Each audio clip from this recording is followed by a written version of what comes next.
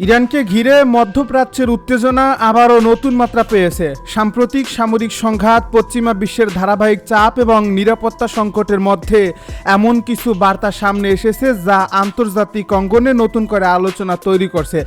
ইরানের প্রতিরক্ষা মহল ঘনিষ্ঠ বিভিন্ন সূত্রে এমন ইঙ্গিত মিলছে যে দেশের নিরাপত্তা নিশ্চিত করতে তেহরান এখন আগের যে কোনো সময়ের তুলনায় আরও কঠোর অবস্থান নিতে প্রস্তুত। এরই মধ্যে আন্তর্জাতিক বিশ্লেষকদের একাংশের দাবি, ইরানের সামরিক নীতিতে বড় ধরনের পরিবর্তনের সম্ভাবনা তৈরি হয়েছে। প্রশ্ন উঠছে, তাহলে কি সত্যিই পারমাণবিক সক্ষমতা অর্জনের পথে আরও দ্রুত এগোচ্ছে ইরান? আর যদি তাই হয়, তাহলে যুক্তরাষ্ট্র ও ইসরায়েলের পরবর্তী পদক্ষেপ কী হতে পারে? এই প্রশ্নগুলো এখন বিশ্ব রাজনীতির কেন্দ্রবিন্দুতে উঠে এসেছে।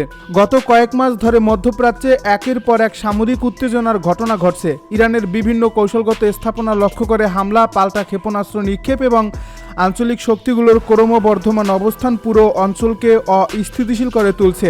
তবে এত চাপের পরও ইরানের গুরুত্বপূর্ণ পারমাণবিক স্থাপনাগুলো পুরোপুরি ধ্বংস করা সম্ভব হয়নি। বিভিন্ন আন্তর্জাতিক বিশ্লেষণে উল্লেখ করা হয়েছে এ খবর। বরং ইরান দাবি করছে তারা তাদের সামরিক ও প্রযুক্তিগত সক্ষমতা আরও শক্তিশালী করতে সক্ষম হয়েছে। এই বাস্তবতা নতুন করে উদ্বেগ বাড়িয়েছে পশ্চিমা বিশ্বে।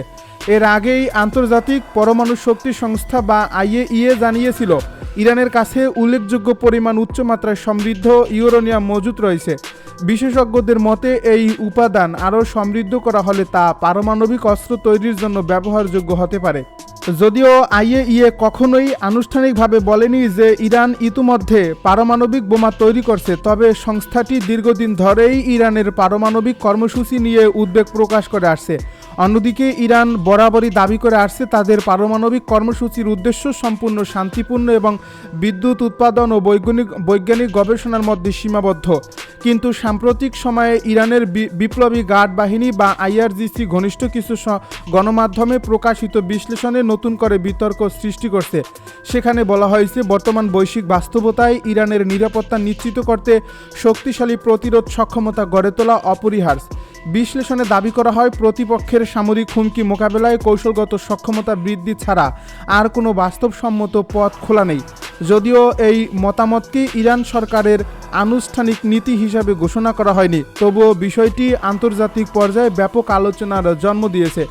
বিশ্লেষকদের মতে ইরান যদি কখনো পারমাণবিক অস্ত্র তৈরির রাজনৈতিক সিদ্ধান্ত গ্রহণ করে, তাহলে মধ্যপ্রাচ্যের কৌশলগত ভারসাম্যে বড় ধরনের পরিবর্তন ঘটতে পারে। কারণ বর্তমানে এই অঞ্চলে পারমাণবিক অস্ত্রধারী রাষ্ট্র হিসাবে সবচেয়ে বেশি আলোচনা রয়েছে ইসরায়েল। যদিও দেশটি কখনো আনুষ্ঠানিকভাবে নিজেদের পারমাণবিক অস্ত্রের অস্তিত্ব স্বীকার কিংবা অস্বীকার করেনি। এমন পরিস্থিতিতে ইরান একই ধরনের সক্ষমতা অর্জন করলে পুরো অঞ্চলের নিরাপত্তা কাঠামো নতুন বাস্তবতার মুখোমুখি হবে বলে ধারণা করা হচ্ছে। অন্যদিকে ইরানের সামরিক কর্মকর্তারাও সম্প্রতি নিজেদের প্রতিরক্ষা সক্ষমতা নিয়ে আত্মবিশ্বাসী বক্তব্য দিয়েছেন। দেশটির সেনাবাহিনীর একাধিক কর্মকর্তা দাবি করেছেন সাম্প্রতিক সংঘাতের অভিজ্ঞতা কাজে লাগিয়ে নতুন প্রজন্মের ক্ষেপণাস্ত্র, ড্রোন এবং প্রতিরক্ষা প্রযুক্তি উন্নয়ন করা হয়েছে। তাদের ভাষ্য অনুযায়ী ভবিষ্যতে এসব প্রযুক্তির সক্ষমতা ধাপে ধাপে প্রকাশ করা হবে। ইরানের রাষ্ট্রীয় সংবাদ মাধ্যমে এমন ইঙ্গিত দেওয়া হয়েছে যে দেশটি শুধু প্রতিরক্ষামূলক নয়, কৌশলগত সক্ষমতা বাড়ানোর পথে এগিয়ে যাচ্ছে। বিশেষজ্ঞরা মনে করছেন সাম্প্রতিক সংঘাত ইরানের সামরিক পরিকল্পনায় গুরুত্বপূর্ণ পরিবর্তন এনেছে। দীর্ঘদিন ধরে অর্থনৈতিক নিষেধাজ্ঞা, কূটনৈতিক চাপ এবং সামরিক হুমকির মুখে থেকেও দেশটি নিজস্ব প্রতিরক্ষা শিল্পকে আরও শক্তিশালী করার চেষ্টা চালিয়ে গেছে।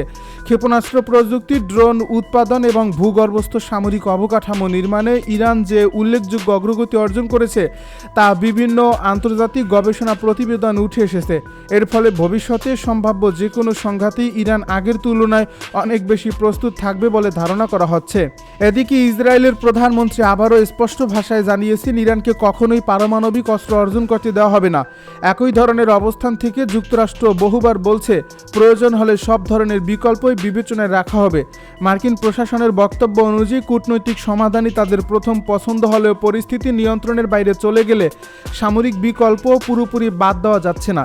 তবে এই ধরনের বক্তব্যের জবাবে ইরানও কঠোর ভাষায় জানিয়েছে যে কোনো হামলার পাল্টা জবাব আরও শক্তভাবে দেওয়া হবে।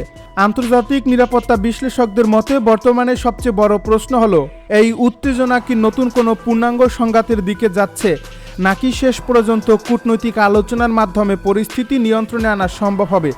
কারণ সরাসরি যুদ্ধ শুরু হলে শুধু ইরান, যুক্তরাষ্ট্র বা ইসরায়েল নয়, পুরো মধ্যপ্রাচ্য এবং বৈশ্বিক জ্বালানি বাজারও বড় ধরনের সংকটে পড়তে পারে। পারস্য উপসাগরীয় অঞ্চলের কৌশলগত গুরুত্ব বিবেচনায় এমন সংঘাতের প্রভাব বিশ্বের প্রায় প্রতিটি দেশের অর্থনীতিতে পড়বে। অন্যদিকে সাম্প্রতিক সময়ে যুক্তরাষ্ট্র মধ্যপ্রাচ্যে তাদের সামরিক উপস্থিতি পুনর্মূল্যায়নের বিষয়েও আলোচনা করছে বলে বিভিন্ন আন্তর্জাতিক সংবাদ মাধ্যমে খবর প্রকাশিত হয়েছে।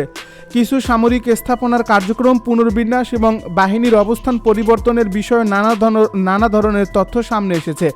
যদিও এসব পদক্ষেপকে যুক্তরাষ্ট্র আনুষ্ঠানিকভাবে কৌশলগত পুনর্বিন্যাস হিসেবে ব্যাখ্যা করছে, বিশ্লেষকদের একাংশ মনে করছেন মধ্যপ্রাচ্যের নতুন নিরাপত্তা বাস্তবতাই এই সিদ্ধান্তের পেছনে গুরুত্বপূর্ণ ভূমিকা রাখছে।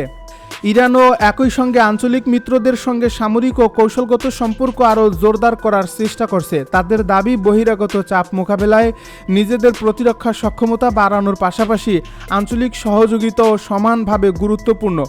এর ফলে মধ্যপ্রাচ্যের ভূ রাজনীতি এখন এমন এক পর্যায়ে পৌঁছেছে যেখানে প্রতিটি সিদ্ধান্তের প্রভাব সীমান্ত পেরিয়ে বৈশ্বিক রাজনীতিতেও প্রতিফলিত হতে পারে। তবে একটি বিষয় পরিষ্কার, পারমাণবিক অস্ত্র নিয়ে যে আলোচনা আবারও সামনে এসেছে সেটি এখনও মূলত রাজনৈতিক বক্তব্য, কৌশলগত বিশ্লেষণ এবং আন্তর্জাতিক উদ্বেগের পর্যায়ে রয়েছে। ইরান সরকার আনুষ্ঠানিকভাবে পারমাণবিক অস্ত্র তৈরির ঘোষণা দেয়নি এবং দেশটি এখনও দাবি করছে যে তাদের পারমাণবিক কর্মসূচি শান্তিপূর্ণ উদ্দেশ্যেই পরিচালিত হচ্ছে। অন্যদিকে পশ্চিমা দেশগুলো এই কর্মসূচির স্বচ্ছতা নিয়ে প্রশ্ন তুলেই যাচ্ছে। এর ফলে বাস্তবতা ও রাজনৈতিক বক্তব্যের মধ্যে পার্থক্য বিবেচনা করে পরিস্থিতি পর্যবেক্ষণ করছেন আন্তর্জাতিক পর্যবেক্ষকেরা। সব মিলিয়ে মধ্যপ্রাচ্যে নতুন করে তৈরি হওয়া এই উত্তেজনা শুধু একটি আঞ্চলিক সংকট নয়, বরং আন্তর্জাতিক নিরাপত্তা, কূটনৈতিক এবং শক্তি ভারসাম্যের জন্য বড় একটি পরীক্ষায় দাঁড়িয়েছে। আগামী দিনগুলোতে ইরান, যুক্তরাষ্ট্র, ইসরায়েল এবং আন্তর্জাতিক সম্প্রদায় এই কী ধরনের সিদ্ধান্ত নেবে তার উপরই নির্ভর করবে এবং সংকট নতুন সংঘাতে রূপ নেবে, নাকি আলোচনার টেবিলেই এর সমাধানের পথ খুঁজে পাওয়া যাবে।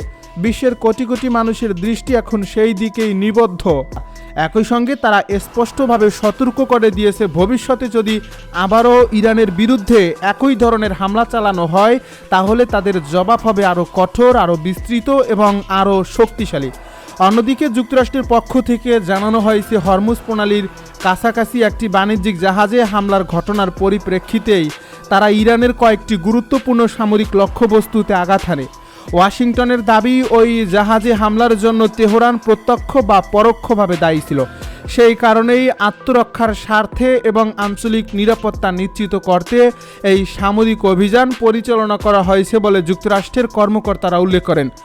মার্কিন সেন্ট্রাল কমান্ডের তথ্য অনুযায়ী অভিযানে ইরানের ক্ষেপণাস্ত্র সংরক্ষণাগার, ড্রোন পরিচালনা কেন্দ্র এবং উপকূলীয় রাডার স্থাপনা সহ কয়েকটি গুরুত্বপূর্ণ সামরিক অবকাঠামো লক্ষ্যবস্তুতে পরিণত হয়।